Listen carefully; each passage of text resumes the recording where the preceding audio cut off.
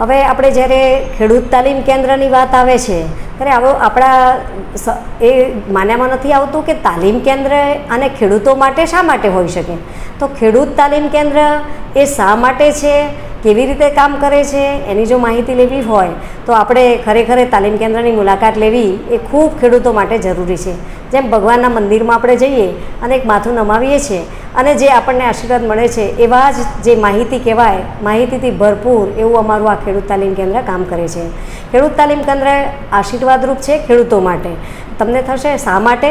તો મિત્રો આપણે જાણીએ છીએ કે ખેડૂતો માટે અને ખાસ કરીને ખેડૂત બહેનો માટે, તો ખેડૂત બહેનો જ્યારે આપણી પાસે આવે છે ત્યારે એ તાલીમાર્થી તરીકે જ્યારે અહીંયા મારી પાસે આવે છે ત્યારે એ હાવ એમ કહેવાય કે ખેડૂત અમે માત્ર બહેનો છીએ, અમને કંઈ ખબર પડતી નથી અને એ સાથે એ મારી પાસે આવે છે. અને જ્યારે અહીં આવે છે ત્યારે હું એમને કહું છું કે આપણે જે છીએ એ કોઈ આપણે શક્તિ છીએ અને શક્તિ ગમે તે કામ કરી શકે છે, તમે એની ચિંતા ન કરશો.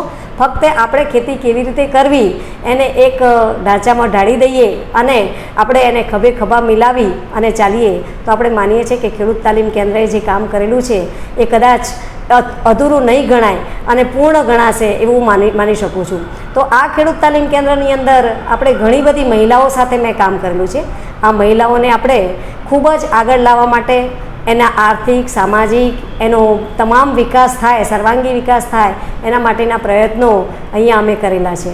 તો આ તાલીમ કેન્દ્રમાં જુદી જુદી પ્રકારની તાલીમો આપવામાં આવે છે. જેમ કે સંસ્થાકીય તાલીમ, એ 3 દિવસની તાલીમ આપવામાં આવે છે. આ તાલીમ કેન્દ્રમાં ખેડૂતોને માત્ર 3 દિવસની તાલીમ જ નથી આપવામાં આવતી, પણ એમના જીવન ઘડતરનું એક કામ થાય એવું અમે અહીંયા શીખવવામાં આવે છે. તો ખાસ કરીને બહેનો આવે ત્યારે પશુપાલન અને ખાસ 95% તો જે વ્યવસાય છે પશુપાલનનો એ બહેનો કરતી હોય છે. તો આ 95% વ્યવસાય જે છે એ 95% વ્યવસાય કેવી રીતે કરવો, દૂધ અને દૂધની બનાવટો એને કેવી રીતે બનાવી બજારમાં વેચવી એ આ બહેનોને અમે અહીંયાથી શીખવવામાં આવે છે. સાથે સાથે ગૃહ વિજ્ઞાન કે જેમાં અમે બાગાયત વિભાગને ખાસ બોલાવવામાં આવે છે અને એમના મારફતે જામ, જેલી, અથાણા, મુરબ્બા એવી જુદી જુદી વસ્તુઓ બનાવી અને માર્કેટમાં કેવી રીતે પોતાની પ્રોડક્ટ વેચવી એ વિષયની માર્ગદર્શન એમને આપવામાં આવે છે. એ સિવાય ગૃહ વિજ્ઞાન ક્ષેત્રે પણ એમને ઘણું બધું જ્ઞાન આપવામાં છે. ગૃહ સજાવટ કેવી રીતે કરવી, બાળકનો ઉછેર કેવી રીતે કરવો, આ પણ માહિતી તેમને આપવામાં આવે છે. એ સિવાય સ્વચ્છતાની બાબતમાં હોય અથવા તો ગ્રામીણ ક્ષેત્રે હોય અથવા શહેરી ક્ષેત્રે કોઈ પણ બેન પોતાના પગ પર કેવી રીતે ઊભી થઈ શકે એ અંગેની માર્ગદર્શન, નાના નાના ઉદ્યોગો કરી અને પોતે કેવી રીતે આગળ આવી શકે એ અંગેનું માર્ગદર્શન પણ આપવામાં આવે છે. આમ જોઈએ તો આપણે આ બહેનોને સાચા અર્થમાં એક આ ખેડૂત તાલીમ કેન્દ્ર એક આશીર્વાદરૂપ થાય એવું મારું માનવું છે. હવે આપણે ગ્રામીણ બહેનો જેની વાત કરીએ છીએ તો આ બહેનો તો એટલી બધી આપણને જોવા મળે છે કે જ્યારે એમને આપણે એક સામાન્ય એમને ખાલી માન આપવામાં આવે, એમને સન્માન આપવામાં આવે તો એ દોડી અને આપણી પાસે આવે છે અને ખૂબ સારો રિસ્પોન્સ આપે છે. અને અહીંયાથી બનાવેલી, અહીંથી કંઈ પણ વસ્તુ આપણે આપવામાં આવે છે તો એ ખૂબ સારો રીતે એનો ઉપયોગ કરતી અમને જોવા મળી છે. આવી તો મારા જે જીવનકાળ દરમિયાન અથવા મારી નોકરી દરમિયાન મને જે એનો અનુભવ થાય છે એ મને એમ થાય છે કોઈ આહલાદક છે. અને આ બહેનોના આશીર્વાદ રૂપે જ આજે હું મારી જગ્યા પર જે છું એ મારા સરકારના પગાર નહીં, મને એમ લાગે છે કે હું આ લોકોના આશીર્વાદથી ખૂબ આગળ આવેલી છું.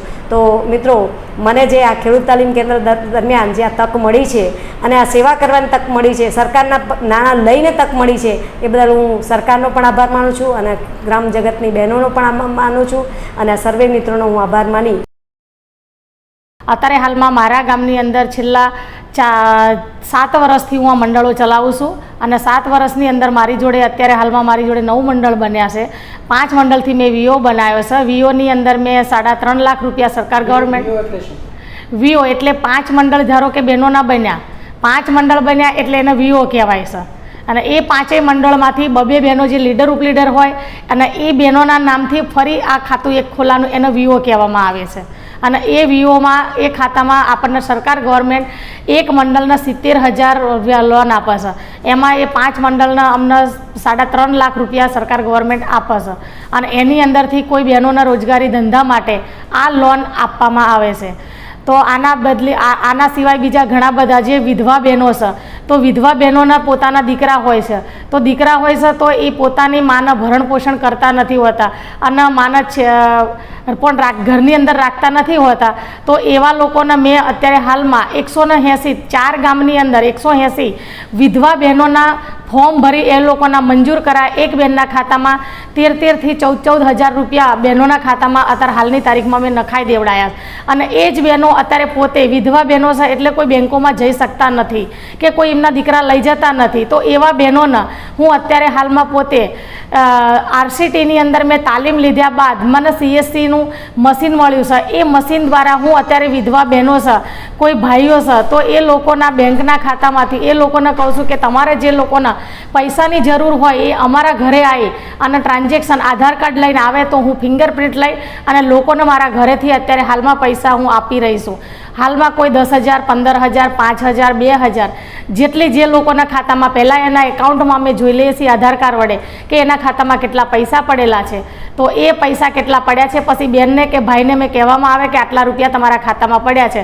તો એ લોકો જ્યારે અમને એમ કહે કે આટલા અમારે પૈસા ઉપાડવા છે, એટલા પૈસા અમે ઉપાડી અને ફરી અંગૂઠાની ફિંગરપ્રિન્ટ લઈ અને એ લોકોને પૈસા અમે આપી રહ્યા છીએ. બીજું કે બહેનોના અમે અત્યારે હાલમાં અગરબત્તીની તાલીમ લેવડાવવામાં આવી. અગરબત્તીની તાલીમમાં છેલ્લા 25 થી 30 બહેનોનું જૂથ હોવું જોઈએ અને 18 થી 45 વર્ષની બહેનો હોય એ લોકોને જ આ તાલીમ આપવામાં આવે છે. તો આ 10 દિવસની તાલીમ અપાવી. 11મા દિવસે એ લોકોની પરીક્ષાઓ લેવડાવવામાં આવી, એ લોકોને પ્રમાણપત્ર આપવામાં આવ્યા. બેંકોના મેનેજરો, RCTના સાહેબો, બહેનોને બધાને બોલાવવામાં આવ્યા અને આ તાલીમ પૂર્ણ કરવામાં આવી. RCTની અંદર અમે પણ આ તાલીમો લેવામાં આવ્યા. અત્યારે હાલમાં અમે સીવણ ક્લાસમાં 3 વર્ષથી RCTની અંદર બરોડા બેંક સાથે લિંક કરી અને બહેનોને અમે સીવણ ક્લાસમાં 1 મહિનાની તાલીમ આપી રહ્યા છીએ. તો અમારે અત્યારે હાલમાં 20-22 બહેનોને અમે હાલ અત્યારે 1 તારીખથી 30 તારીખ સુધી આ તાલીમો આપી રહ્યા છીએ. તો નાની 18 વર્ષથી 45 વર્ષની બહેનો હોય એવા બહેનોને જ આ તાલીમ આપવામાં આવે છે કે જેથી કરીને બહેનો પોતે દીકરી હોય તો કાલે સવારે સાસરે જાય તો એના પોતાના પગભર ઊભી રહી અને પોતાનું ગુજરાન ચલાવી શકે. એ માટે આ બહેનોના અમે સીવણ ક્લાસ ચલાવી અને એ લોકોને શીખવાડવામાં આવે છે. ખેતમજૂર બેન છું અને હું 30 વર્ષથી સ્વાશ્રય મહિલા સેવામાં હું જોડાયેલી છું અને એમાં 30 વર્ષ મેં કામ કર્યું. એ પછી મેં ખેડૂત મંડળો બધા બનાવ્યા. ખેડૂતોને તાલીમ સાબરમતી ખેડૂત તાલીમ કેન્દ્રમાં હું લાવી અને બહેનોને ટ્રેનિંગ કરાવડાવી અને નવી જે ટેકનોલોજી જે બદલાતી જાય એમ ખેતીની માહિતી જુદી જુદી આપી અને એમને તાલીમ આપી અને એમને ખેતીની તાલીમ આપું છું. અને એમાં જે લોકો રાસાયણિક ખાતર બહુ નાખે છે અને એના માટે એ ખેડૂત બહેનોને મેં તાલીમ આપી અને જે જીવામૃત પાણી, પછી જે અળસિયાનું ખાતર, સેન્દ્રીય ખાતર નાખવું, અંદર દિવાળીનો ખોર ભરવો, આ બધું આના કારણે જે ખેતીની અંદર ઉત્પાદન વધારે લઈ શકે, જમીન સારી રહે. અને જે રાસાયણિક ખાતર નાખો કે જે બધું દવાઓને બધું નાખે એનાથી જમીન પણ બગડે અને એમના શ્વાસનીમાં પણ એમના તકલીફ આવે. બીજું કે જે અત્યારે હાલ અમારા કોટન કનેક્ટનું જે કામ ચાલે એ પ્રાઇમલ નામની કંપની જે રહી અમેરિકાની, એમાં લંડનમાં એમની જે ફેક્ટરી એની અંદર એ લોકો કપાસમાંથી ટી-શર્ટો અને પેન્ટ શર્ટો બનાવે.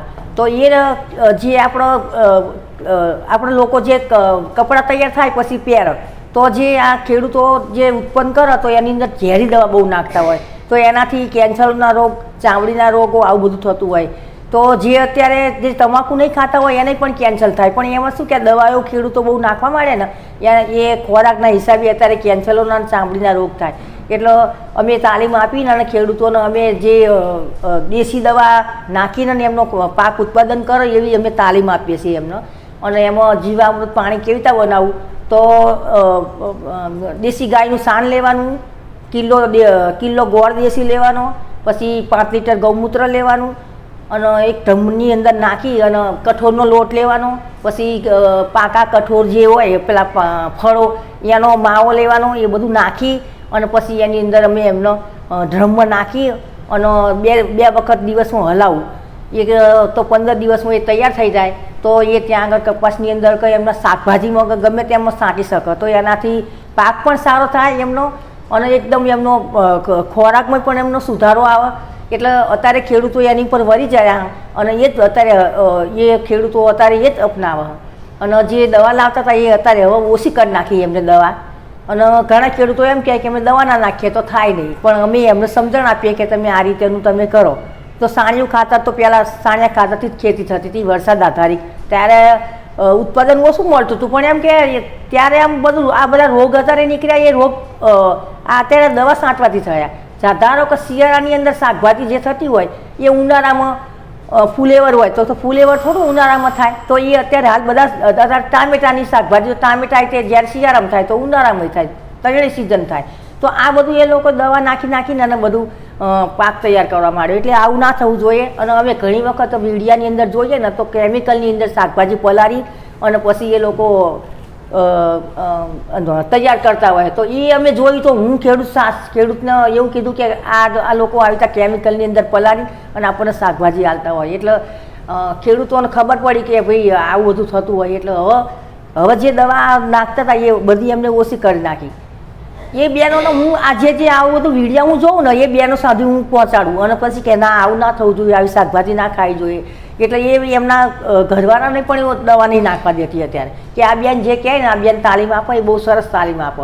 ધારો કે ઈયર તો ઈયર તો ખરી, પણ એમ કે કઈ ઈયર કયું નુકસાન કરે, કે પાન ચૂસીને ખાનારી ઈયર, ઝીણવામાં જઈને ખાનારી ઈયર, પછી કોરી ખાનારી ઈયર, પછી ઈંડા મૂકનારી ઈયર. તો ઈંડા મૂકનારી જે કાબરી ઈયર આવે ને એ જે પીળા ફૂલની અંદર ઈંડા મૂકતી હોય બરાબર, તો એ ઈંડા જે પીળા ફૂલમાં મૂકે એટલે કપાસનું પીળું ફૂલ આવે, તો પીળા ફૂલની અંદર મૂકે તો પછી એ ઈંડા જ્યારે બધી ઈયળો થાય તો કેટલું બધું નુકસાન આવતી હોય. તો અમે એમનો હજારીગલના છોડ જે રહ્યા ને એમાં અંતરપાક તરીકે વાવતા કરી નાખાયા. એમને મેં 100 છોડનું બિયારણ મેં એમને આપેલું હોય. તો અત્યારે હાલ એમના શેઢા પારે બધા એમને જે આ હજારીગલના છોડ વાયા એમને, તો એમનો બહુ ઘણો ફરક લાગ્યો કે ના સારું કહેવાય. આ તો કે જે ઈયળ રહી ને એ ફૂલમાં મૂકતી હોય એટલે ફૂલ તો આપણે વીણી લેવાના, એટલે એ તો અંદર જાય નહીં. પછી એમનો બોર્ડર પાક જે અંતરપાકમાં અમે બીજું પણ મગનું બિયારણ નખાવડાવીએ. પછી એમનો જે આ લીલો પડવાશ, તો લીલો પડવાશની ખબર નથી ખેડૂતોને, પણ અમે અહીં તાલીમ લીધા પછી અમે લીલો પડવાશ કેવી રીતે કરવો, તો એક લીલો પડવાશ એટલે શું, તો એમને એવું કીધું કે જે ઈકડો આવે ને એનું અને એક શેણી કંઈક આવે એનું બિયારણ એ નાખી અને પછી થોડુંક મોટું થાય 2 ફૂટ જેટલું, એટલે એને ટ્રેક્ટર પછી ખેડી નાખી અને પછી અંદર એને દબાઈ દેવાનું, એટલે પોચીને ભરભરી જમીન સરસ થશે. એ પણ એ એમને નવું શીખ્યા મારી જોડે. અને એક આ ઈયરનું પણ એમને બહુ સરસ સારું લાગ્યું. એટલે હું જાઉં ને એટલે બધા બહેનો ભેગા થઈ જાય અને હું તાલીમ આપું ને એટલે એમને સારું લાગે, એમ કે ના સારું કહેવાય. અને અત્યારે હાલ અમે એમને 4000નું મશીન અમે પેલું સોલર લાઇટ મૂકી એમના ખેતરમાં. તો કપાસની અંદર એ સોલર લાઇટ અમે મૂકીને તો સૂર્યના તાપથી ચાર્જિંગ થાય અને પછી રાત્રે એનો ગોળો ચાલુ થાય. એટલે એ લાઇટના હિસાબે બધી જીવાતો જે રહી ને એ કાવડું પીળા કલરનું તબકડું આપેલું અને એની ઓઇલ નાખવાનું, પાણી નાખવાનું, પછી બધી જીવાત રહી ને બધી તબકડામાં આવી જાય. એટલે એનાથી એમનો ઘણો ફાયદો થયો. બીજું કે જે એમના કપાસની અંદર કરોડિયા થતા હતા તો કરોડિયા એ લોકો મારી નાખતા હતા. તો મેં એમને એવું કીધું કે તમે જે કરોડિયા રહ્યા ને એ કરોડિયા બહુ તમારા ઉપયોગી ફાયદાકારક, કે તમે એ ઝાડ નાખો ને ત્યારે એ અંદર જીવાત બધી જે રહીને એ ઝાડમાં ભરાઈ જાય, તો એ તમારા કપાસને નુકસાન ના કરી શકો. તો પણ એ એમને સારું લાગ્યું છે. અત્યારે હાલમાં એ એવું નહીં કરતા કે ના આ તો સારું કહેવાય. એટલે આવી બધી અને પછી જ્યારે કપાસ વીણતા હોય ને ત્યારે એ લોકો શું કરતા હોય કે ઉચ્ચક વીણાવતા હોય, એટલે એની અંદર પથરા આવતા હોય. પછી એ લોકો અંદર જે પાંદડી જે અંદર આવે ને એ પાંદડીને એ બધું અંદર આવતું હોય. તો અમે એમનો એવી તાલીમ આપીએ કે તમે જ્યારે કપાસ વીણતા હોય ને ત્યારે સવારમાં 10 વાગે વીણવાનો, સવારમાં વહેલો નહીં વીણવાનો. ઝાકળના પાણીથી એ કપાસ જેવો પીળો થઈ જાય. ધારો કે તમે ઢગલો કરી નાખો એટલે પાણી અંદર હોય એટલે પાણીના હિસાબે એ કપાસ બધો પીળો થઈ જાય.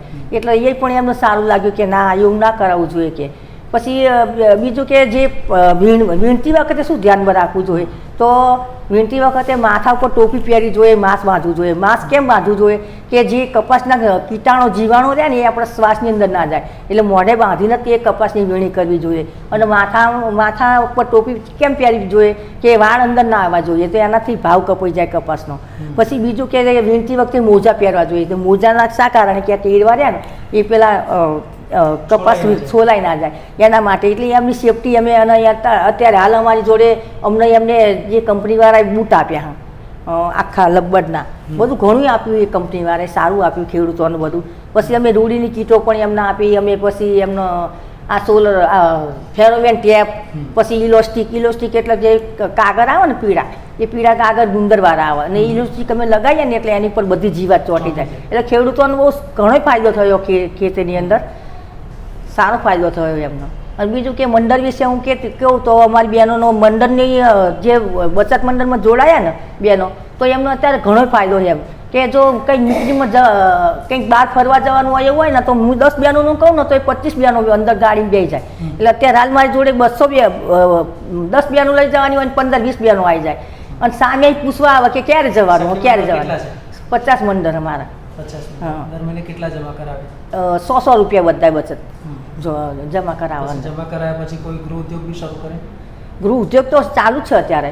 પેલા ટીકી લગાવવાનું આવે ને એ, પછી ખાખરા બનાવવાનું કામ હતું અમારા ગામમાં, પછી સાડીઓના ધંધા ઘણાય કર્યા, એ બધું ચાલુ જ છે અત્યારે હાલ.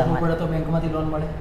બેંકમાંથી લોન મળે ને અમે વીઓ અમારું બનાવેલું ને એમાં 7 લાખ અમને આપેલા. એટલે 7 લાખની અંદર અમે બધી બહેનોનો અંદર જેને જરૂર પડે ને કોઈ લગ્ન પ્રસંગે કોઈ ગમે ત્યારે તો અમે 50,000ની લોન અમે આપીએ, તો એમાં અમને 5,000 હપ્તો આપે અને 500 રૂપિયા વ્યાજ આપો. એટલે એ વ્યાજ રહ્યું ને એ વ્યાજમાંથી મેં 100 સૂર્ય કુકર પેલા કુકર લાવી હું અને ઢોકરિયા, તો અમે બધી બહેનોને 10,000ની મેં મીઠાઈ આપી અને એ બેન જોડાવવું જોઈએ. અને અમારા ગામમાં તો ના જોડાયા હોય એ અત્યારે હાલમાં કેવા બીજું મંડળ બનાવો અને અમને જોડો, કેમ કે આ બધી એમને પ્રવૃત્તિ જોઈ ને એટલે એમને સારું લાગ્યું એટલે એમને મંડળ વધતા ગયા. પણ હવે મને ના પાડે કે તમે મંડળ ના બનાવશો તમારા ગામમાં, કે બહુ મંડળ થઈ ગયા તમારા ગામમાં. એટલે અને ફાયદો ઘણો થયો અમને એમ કે પહેલાં તો બહેનો ન્યા કરતી જ નથી બહાર, પણ અત્યારે હવે એ બહેનો બહાર નીકળતી થઈ ને એટલે હવે એમને સામે મને ક્યાંક મિટિંગમાં ક્યારે જવાનું.